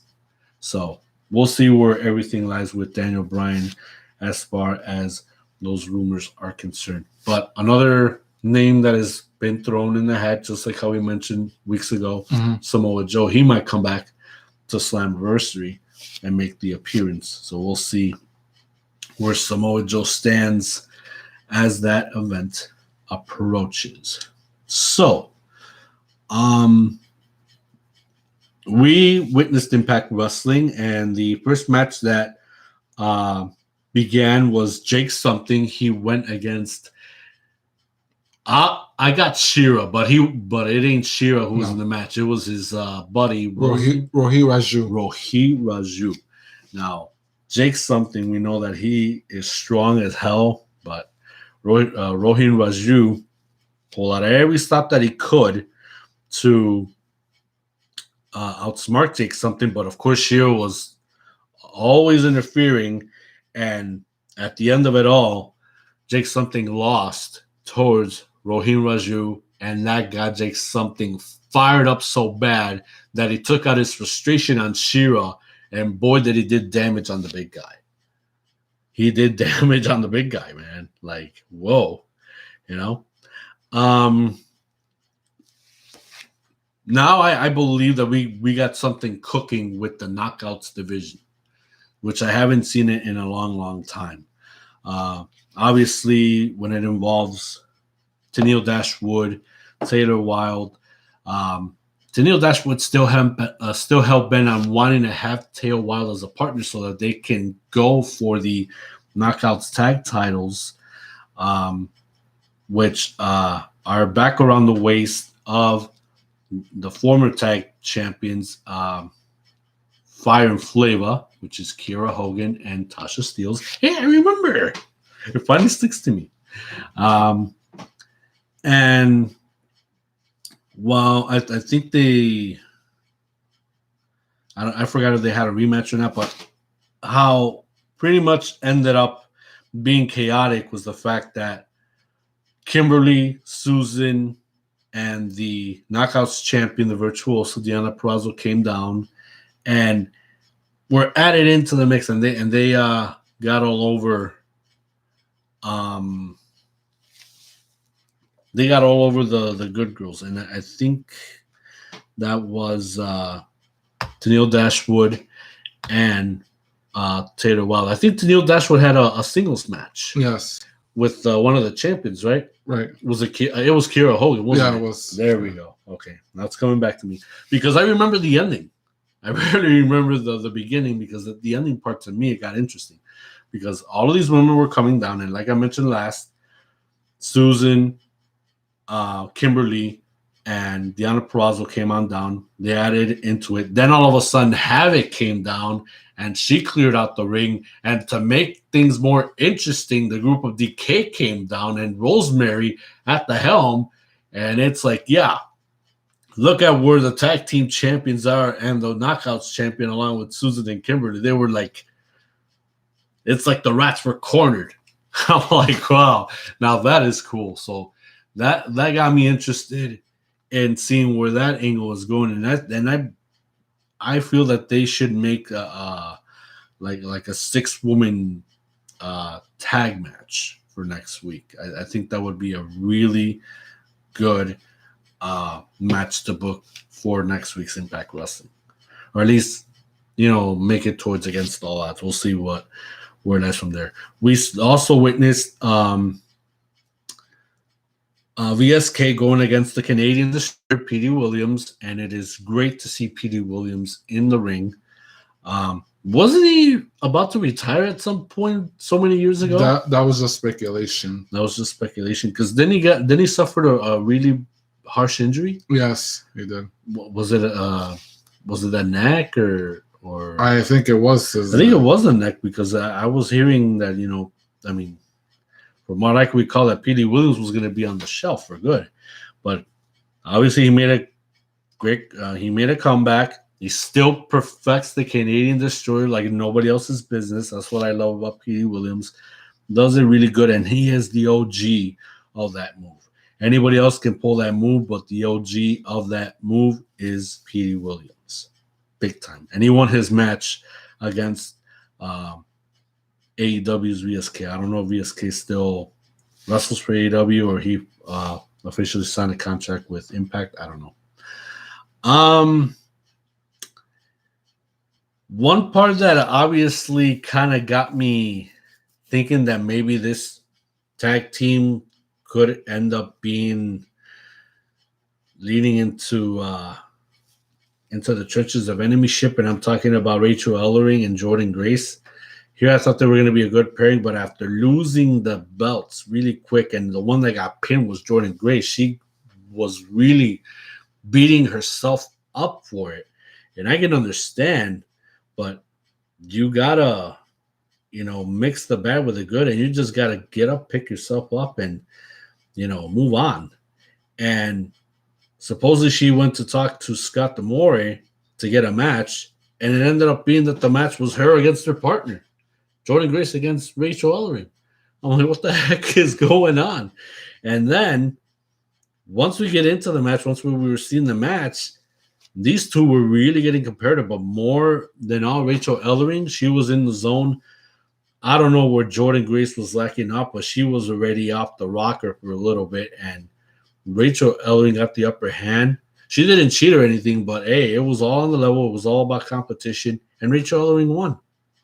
And now that makes Jordynne Grace more beat up on herself than ever before. So hopefully, I don't know why, but I'm kind of sensing there's going to be this quick breakup here between them two, and it's going to end up in a very ugly feud.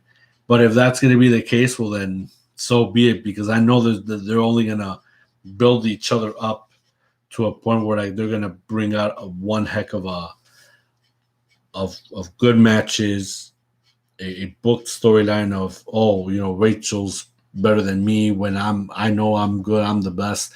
I've been a former Knockouts champion. I should be the one that, should put down Rachel Ellering, to take down Rachel Ellering and all that. So we'll see as the weeks come by to see if these two are going to stick together or this is going to be it for them. But I'm smelling that, they could separate. But it can go any other way because Jordynne Grace can beat up on herself, but she can get back on the right track and say, okay, we got to move together and see if we can gain the belts back or get back on that path and get them back. Or this could be her heel turn and show what she's really made of going against Jordynne Grace.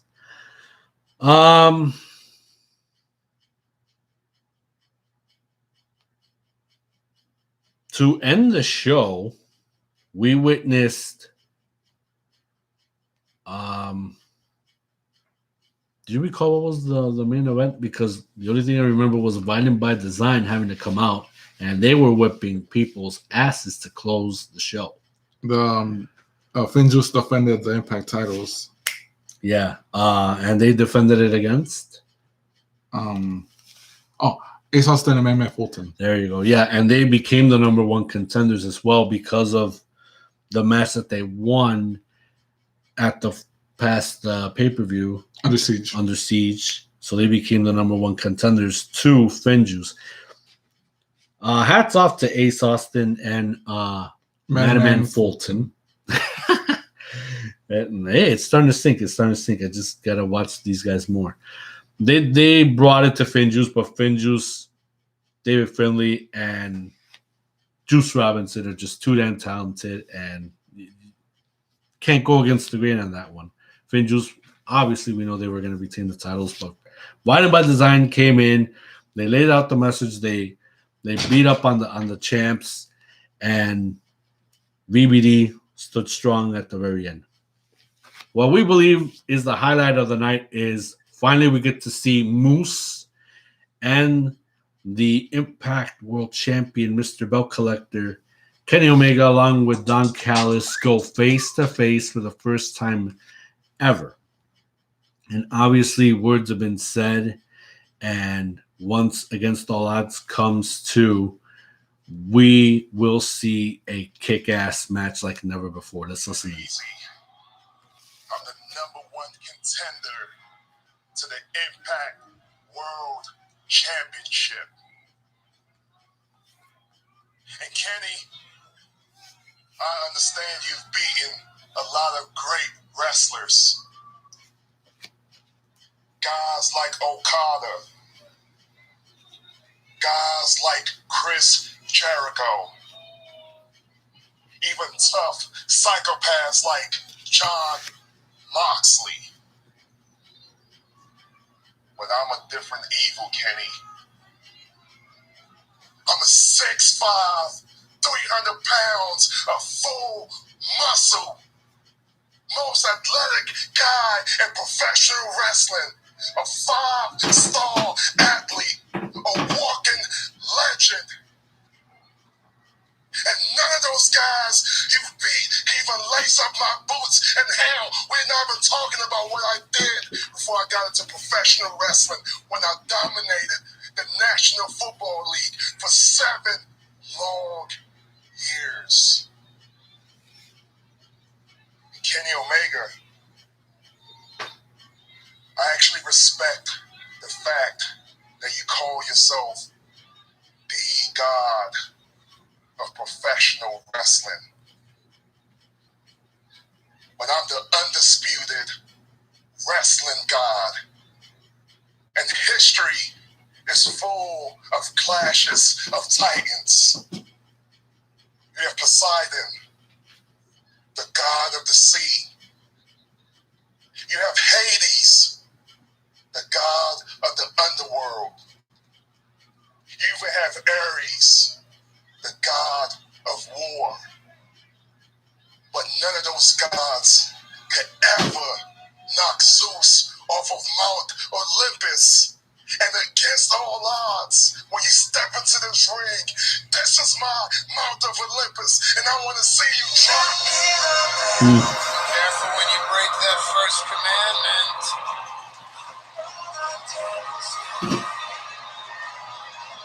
Steal a phrase. This is about to pick up right now. Listen to Chill Hop with your screen locked and study uninterrupted. I forgot about those in-between ads that only last like about 5 seconds each, and that's what I hate. I don't know why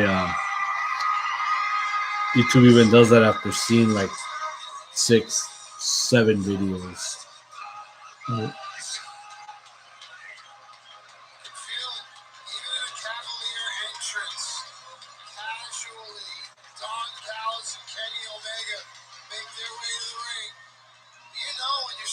Then we might expect to see one more ad. Damn yellow tracks.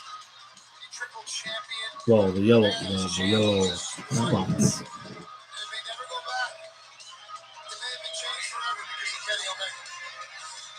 Well, this is something I've been wanting to see, is Omega and Moose go face to face in a conversation, but of course Don Callis has to be in the middle of everything. Great. It looks good. Looks great. I just want to say a couple of words. I know you're a little bit jacked up here, but I hear you out here talking about what you're going to do to a man who is a god among insects. No offense to you personally, Moose, but you're out here and you talking about being 6'5". I actually think you're a little taller. You're talking about being 300 pounds. I mean, you looks great. You're a juggernaut, man. I mean, you are an incredible athlete. I'm going to go on record here, Kenny. And don't get hot. This man right here might just be the most physically talented person in all of pro wrestling. Wait, what? Well, I don't think I think he's just bigger. I mean, look at him. I mean, let's give the devil his due here. He's a big guy. We like big guys, don't we? We love big guys. But Moose, with all that talent, you think you're just going to coast in and beat Kenny Omega, the god of pro wrestling? Squander that talent away, Moose. Come this far, buddy. Moose, there's nothing sadder on this earth than wasted talent, especially abundant talent like yours. Moose, your problem is you've had all the talent, but none of the results. You couldn't even win a title in Ring of Honor. Moose, how many world titles have you won? He's won 3 just in the last few weeks. Moose, I don't want to press any buttons here, but how many Super Bowls did you win? Talk about your glorious football career. All this talent, no rings. Let me quote J.J. Watt, a guy who probably burned you for a number of sacks in your career. He said, "Success isn't owned, it's leased, and the rent is due every day." Are you paying the rent, Moose? I mean, are you really putting in the work, or are you just coasting on your talent? Because I think what's going to happen is you're going to do what you always did in your career in wrestling and football. You're going to come up a little short. You hear that? Yeah, and oh my God, as we see one more ad. Okay, now we jump on it. It's okay, Moose. And I'm going to stop you right there, Don, and remind you, I'm not Rich Swann, and if one more word comes out that mouth, I'm going to rip your head off and stick it up his ass. Hey, whoa. You quoted J.J. Watt. Let me quote J. Jonah Jameson. You're a menace. If you start talking hogwash like that, you might be a little out of line, a little unruly of a champion. But I'm not against putting your ass in your place there, Moose. That's right, because as tough as you talk, as big as you are, as strong as you are, as fast as you are, as much of a decorated athlete as you are, all it takes is one-winged angel, and that's it. Lights out. Game over. That's a wrap. So you best be careful, Moose. You think you can put me in a one-winged angel? Well, let's see you try. Oh, you want me to try, huh? Hey, why not? Hey, look, I'm not at the clock right now, but I don't mind, actually. Oh, wait a minute, looks... Moose. The Good Brothers. You're talking about pressing buttons, Moose. You pressed a couple of mine. Look, you think without this being a stipulated match that I'm just going to pick you up just like that? In case you turn around, pick you up just like that? No. You mess with me, you mess with all of us. You mess with my family. So you best get ready, Moose. You brought this on yourself, my friend. Hey, go ahead. Run. That was crazy. Now to see Sami Callihan appear in the middle of it, because he also has some business with the Impact World Champion. You're lucky this ain't fun no more. Boys. A lot of people say that Sammy had the inside track until Under Siege. Now Moose has the shot, but I don't think Sammy's going to go quietly. This isn't over. No, Sammy's going to claim his spot, claim his place. But now there's an alliance, an uncomfortable alliance here in Impact Wrestling. Everyone's saying the enemy of my enemy is my friend. Yeah, well, Kenny Omega, it wasn't meant to be fun. Nonetheless, at the end of that segment, once it went to commercial and then it went back onto Impact Wrestling, we saw Sami Callihan walking in the back somewhere in the Impact Zone, and Moose was following him, and then he pretty much told him, it's like, hey, don't expect a thank you from me. I never needed your help. And Sami, of course, responds like, hey, I don't want you to say thank you. And I know you need my help, but it looked like, yeah, you were handling the situation pretty good. But he pretty much stated, hey, at the end of it all, I'm going to get what is mine. So, nonetheless, like I mentioned before, it could have been Moose or it could have been Sami Callihan. But Moose is the number one contender, and against all odds, he will get a shot at Kenny Omega, Mr. Belt Collector, and the Impact World Championship. And that is it for Impact Wrestling. Now we move on SmackDown, and unfortunately on SmackDown, we really have no highlight of the night. I felt that the whole show was pretty much equaled out. It felt like if it's the same... It was like if it was kind of repeated from the previous week. So there really wasn't anything that got me excited. Maybe a little bit of the Fatal 4-Way, by the action alone. Maybe that might have been it. But at the end, we still saw Apollo Crews still retaining the championship. But we're going to get into all of that right now. So what we witnessed on SmackDown, for starters, they started this parade of champions held by Sonya Deville, parading the Mysterios as SmackDown Tag Champions, parading the WWE Women's Tag Champions, Natalya and Tamina, the Intercontinental Champion, Apollo Crews with his Commander Aziz. And that was just the tip of the iceberg, because that's pretty much where it led to that night. Yeah. And also they were going to announce last the head of the table, the tribal chief Roman Reigns, but in his place was his special counsel, Paul Heyman. And of course, stating that, we're not looking at champions, we're looking at title holders. That the real champion is in the back, and that's where he will be, and he'll come out whenever he pleases. So then afterwards, while you want to talk about champions, Bayley comes out and she states, I'm the real SmackDown Women's Champion. I had that belt for 403 days, True, it's in the history books. There is no dispute about that. But obviously, Senchilo, she got fired because of that. I mean, not fired, but she was on fire of that whole statement, just having to get into it. And it led to a 6-woman tag, because once Bianca Belair came in and was lured in by Bayley, then all of a sudden we witnessed Shayna Baszler and Nia Jax pop in out of nowhere when they are Raw superstars. What the hell were they doing on SmackDown? But nonetheless, it was the champions versus the challengers. It was Bianca Belair and WWE Women's Tag Team Champions Natalya and Tamina going up against Shayna Baszler, Nia Jax, and Bayley. And the heels won. The heels won. They defeated one of the champions. What the was that? Huh? And then we also witnessed Plain Corbin against King Nakamura. And we witnessed the guitarist Rick Boogs play Shinsuke Nakamura to the ring, and of course did a little interference. And at the very end, King Nakamura defeated Plain Old Corbin.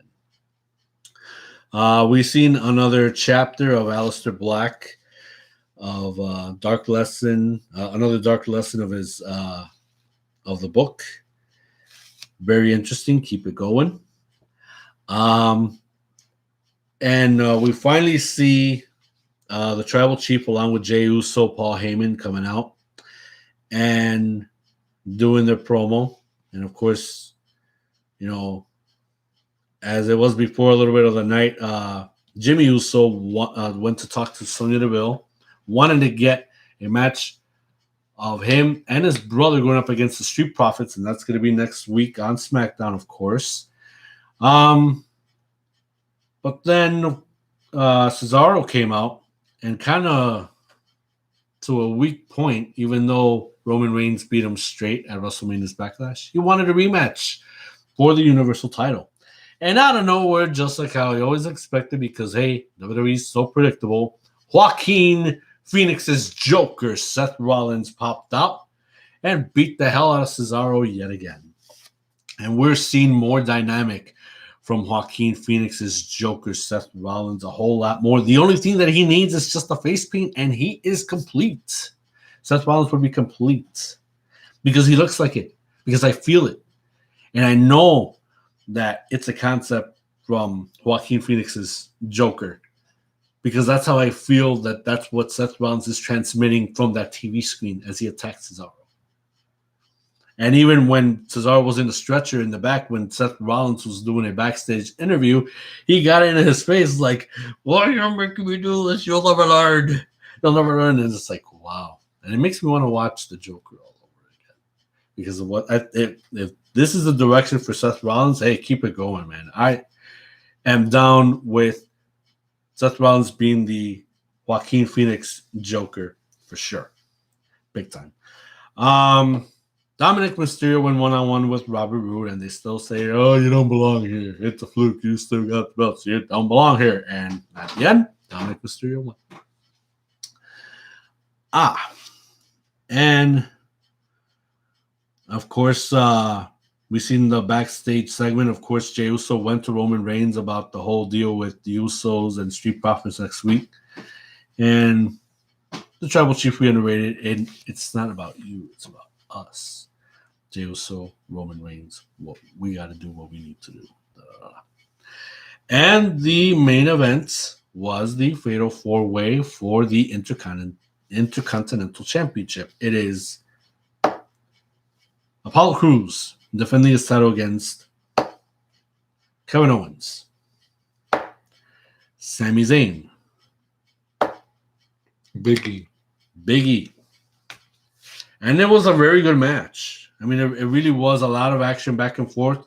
But at the very end of it all, just when we thought that maybe the ace on the hole yet again was going to be Commander Aziz interfering in the match, and of course it was a no DQ, a Fatal 4-Way. The appearance of Smoking Colors, and out comes Aleister Black. He finally is seen on television, but he did the black mask on Big E as Apollo Crews held him down, and Apollo Crews retained his championship. I thought they brought him in a little prematurely. I hope this isn't gonna flanking the plans that they have for Aleister Black. I mean, how they got him doing all these chapters is pretty good, but I think they brought him in way too soon, to be honest. But then again, maybe this is necessary because, of course, since they're planning to do this whole thing, being out on the road, they want to have everything settled for the shows coming up in the month of July as they go into Texas. And yet they want to worry about bringing out new sets for Raw and SmackDown. Let me just say this right now. What WWE needs to worry about is not new sets. They need SmackDown's decent, but you need to fix Raw. Nobody gives a crap about the new sets for Raw and SmackDown as you get back out on the road. Shape up Raw, for Christ's sakes. You got some good angles right now. RK Bro. What's going on with the Almighty One is kind of back and forth interesting. We are seeing guys like Humberto Carrillo, Lucha Brothers, Ricochet, Angel Garza finally getting some TV time. As also involving Sheamus with Humberto Carrillo and Ricochet. That's pretty good stuff. At least we're seeing some really good work in those matches as they get booked. Give us some more of that, shape up the show, because Raw is not all that good, but you got some good stuff.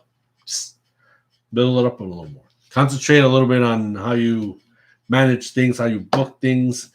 Nobody's worried about the sets right now. Maybe later on, like in October, when you're trying to unleash a new season. But for now, let's recap to what is going to happen next week. On the Raw side, the WWE Women's Tag Team belts will be on the line once again. Tamina and Natalya will face Shayna Baszler and Nia Jax, the former champions. Will they get their belts back? We will see. On NXT, a face-to-face confrontation between Cameron Grimes and the $1 Million Man, Ted DiBiase, will take place. AEW, we know that Dynamite will not be this Wednesday night, as this will be the last AEW Dynamite before Double or Nothing. It will be aired Friday on TNT. The same time slot as Friday Night SmackDown will go on the air on Fox. So we will see a Friday competition in the ratings to see who will win the night. Jay, do you have any idea of who could be in the card for AEW Dynamite this Friday?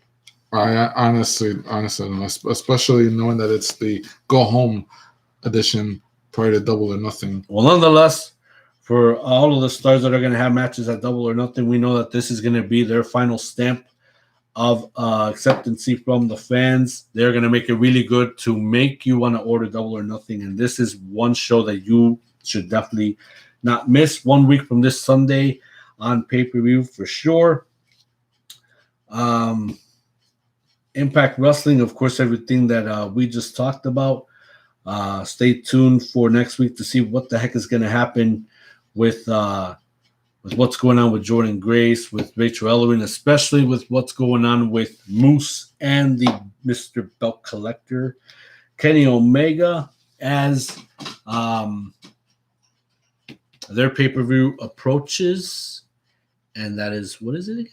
Against All Odds. And when is that going to take place? June 12th. June 12th. So that's just about another, I say, 2-3 weeks at least? Yes. And of course, SmackDown on Friday nights. There will be a match with the Usos. Will they work together in tandem as they will take on Montez Ford, Angelo Dawkins of the Street Profits, because they want the smoke. Ladies and gentlemen, this is it for us, as we will leave off the air. And damn it, Jade, I can't believe it's already feeling like summer at this point. We still haven't even tasted the summer night. I should go out there just to get a little bit of that air and see how that feels. But damn it, we're already around the corner for summer. Memorial Day is around the corner, and I can't wait for 4th of July. It's going to be very interesting. And wrestling fans can't wait to be back in those stadiums for when the shows will be relaunched live. Talking about for WWE, for SmackDown and Raw, and Money in the Bank, and of course for AEW, as they will do their Dynamite shows in the month of July as well. So can't wait to see what's going to happen from there. Ladies and gentlemen, that is it for us. Thank you very much for joining us. Thank you very much for watching this video. If you haven't tuned in live with us for this recap of sorts, and we know that next Saturday will be the last Saturday before Double or Nothing, and we will indicate then if we will do a live reaction of that event due to some unfortunate issues that we had with the hard drive, but we can come up with also some alternatives that we can put our heads together after we go off the air. So until then, for the one and only Jade, I am Ace Mon. And since we're all on the verge of getting vaccinated, if you didn't get your vaccine, what are you waiting for? In the meantime, mask up, stay safe. And I know in some places we can get in, don't have to wear a mask, but you should use your judgment and know when to use the mask when it's necessary. Until then, peace and love worldwide. Thank you very much for joining us. Have a good night, everyone.